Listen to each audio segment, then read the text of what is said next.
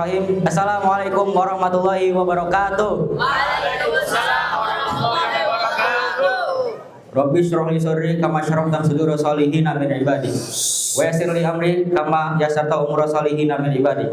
Habib barakatillah taala ana wa assalam. Assalamualaikum warahmatullahi wabarakatuh. Waalaikumsalam warahmatullahi wabarakatuh.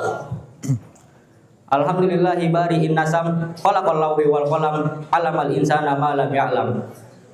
Wassalatu wassalamu ala asyrafil anbiya'i wal mursalin wa ala alihi wa sahbihi ajmain amma ba'du.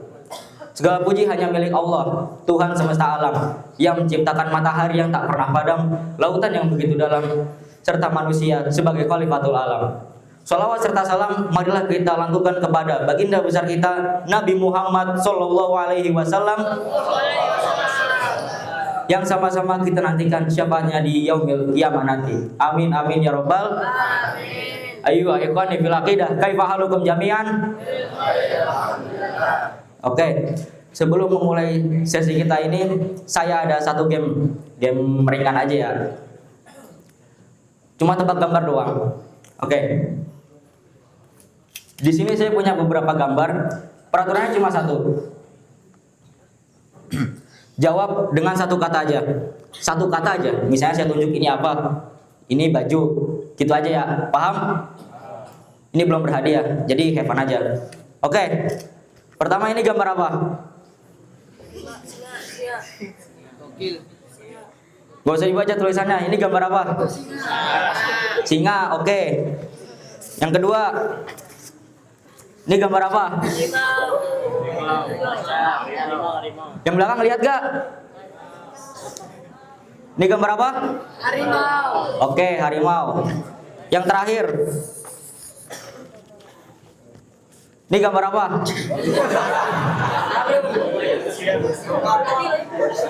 Satu kata aja. Ini gambar apa?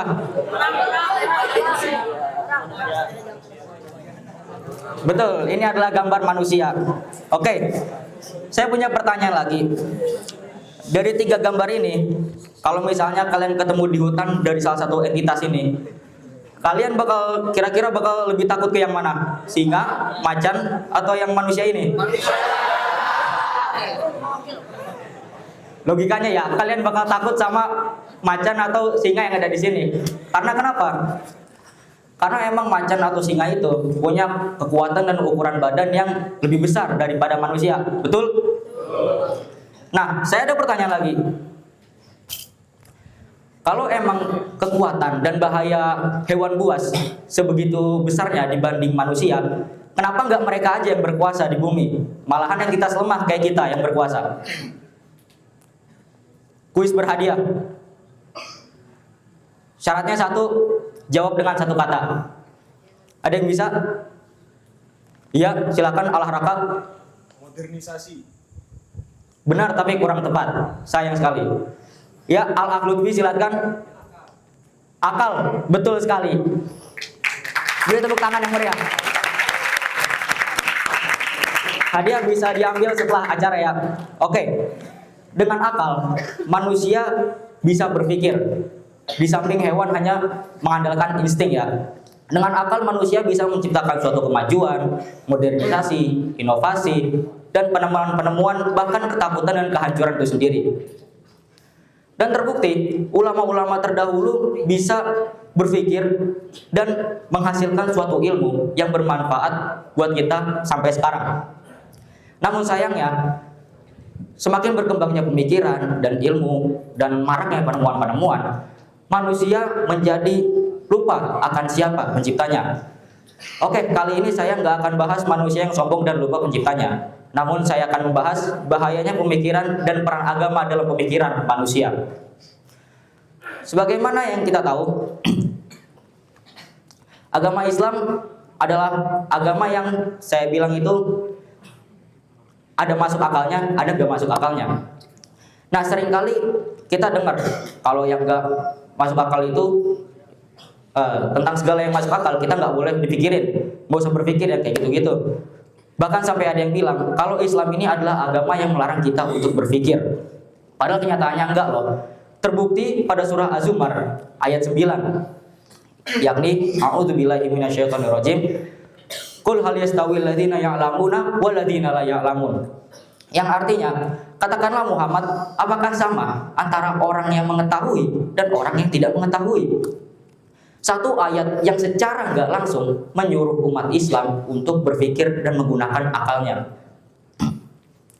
Dan terbukti sendiri, para ulama-ulama terdahulu, ulama-ulama Islam menggunakan akalnya, dan hasilnya adalah ilmu-ilmu yang terus terlestarikan dan terpelihara di atas muka bumi ini. Namun sekali lagi saya beritahu, semakin berkembangnya ilmu dan pengetahuan, ada saja orang-orang dengan ilmu yang mereka punya dan penemuan yang mereka temukan mengatakan kalau Tuhan itu gak ada dan kita ini gak butuh Tuhan. Padahal tanpa mereka sadari, ilmu-ilmu yang mereka pakai itu dipelopori oleh orang-orang yang ingin mengenal Tuhan, gitu ya. Jadi gimana cara menghadapi orang-orang kayak gini atau orang-orang ateis ya, sebagaimana yang kita tahu.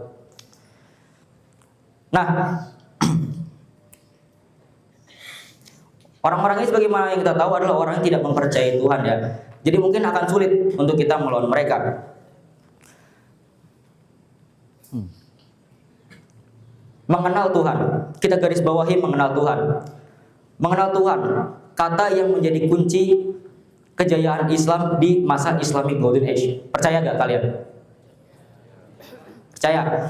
Karena ulama-ulama terdahulu itu mencari ilmu dan berpikir agar mereka bisa lebih mengenal Allah, bisa lebih mentadaburi ciptaan Allah, bisa menambah iman mereka. Maka dari itu ilmunya masih terlestarikan sampai sekarang dan masih terus terpelihara oleh Allah Subhanahu wa taala di atas muka bumi ini. Sedangkan orang-orang yang bilang demikian, kita tahu sendirilah nasibnya gimana. Nah, begini. Kita ambil permisalan aja.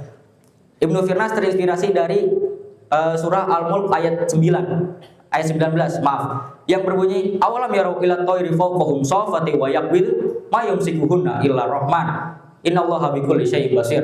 Yang artinya, apakah mereka tidak melihat burung-burung yang mengepakkan sayap dan mengatupkan sayap-sayap mereka di atas mereka?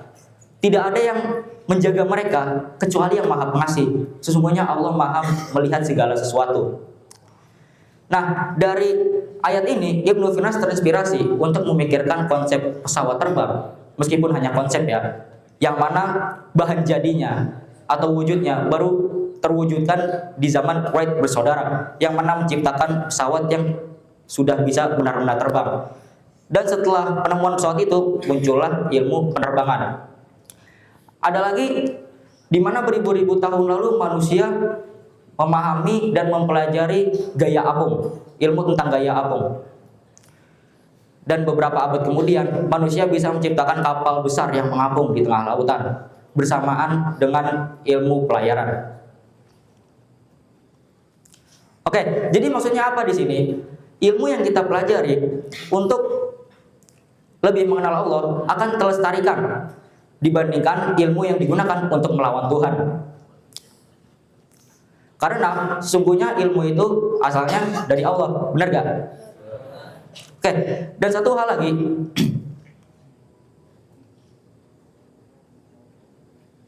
menuntut ilmu ini adalah suatu perkara yang wajib bagi kita umat Islam.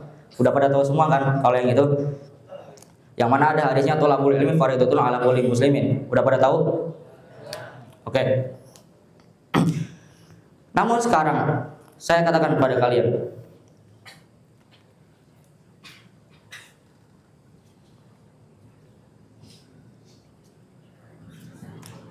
jadi begini,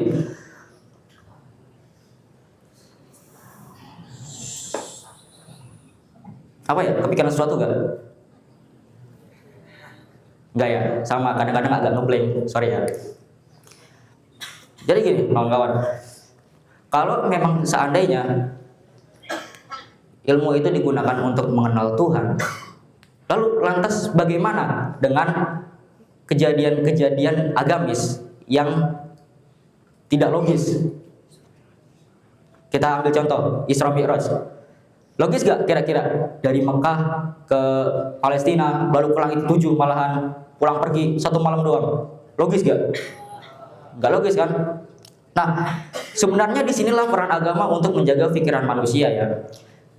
Jadi peristiwa ini menjadi peringatan untuk akal kita dan bahkan untuk ilmu-ilmu modern. Kalau apa yang kita punya sekarang itu tidak akan bisa melawan ilmu-ilmu Allah Subhanahu wa taala. Mau bagaimanapun Allah itu alimul ghaib wa huwa ya'lamu wa antum la ta'lamun. Dan dia mengetahui apa yang kalian tidak ketahui gitu. Jadi sampailah kita pada suatu kesimpulan yang mana agama Islam ini menjadi motivasi utama bagi orang Islam untuk berpikir dan menggunakan akal mereka, sekaligus menjadi peringatan bahwa manusia tidak bisa melampaui ilmu-ilmu Tuhannya. Bisa dimengerti sampai sini? Oke. Jalan-jalan ketemu Soleh, balik-balik ketemu Valeh. Banyak ilmu itu boleh, yang nggak boleh melawan Tuhan, yang nggak boleh. Sorry.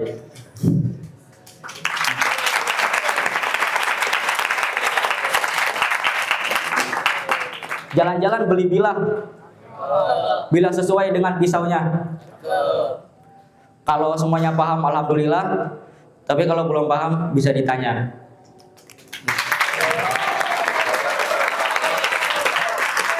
Jalan-jalan beli kebaya karena butuh. Sekian dari saya. Wassalamualaikum warahmatullahi wabarakatuh.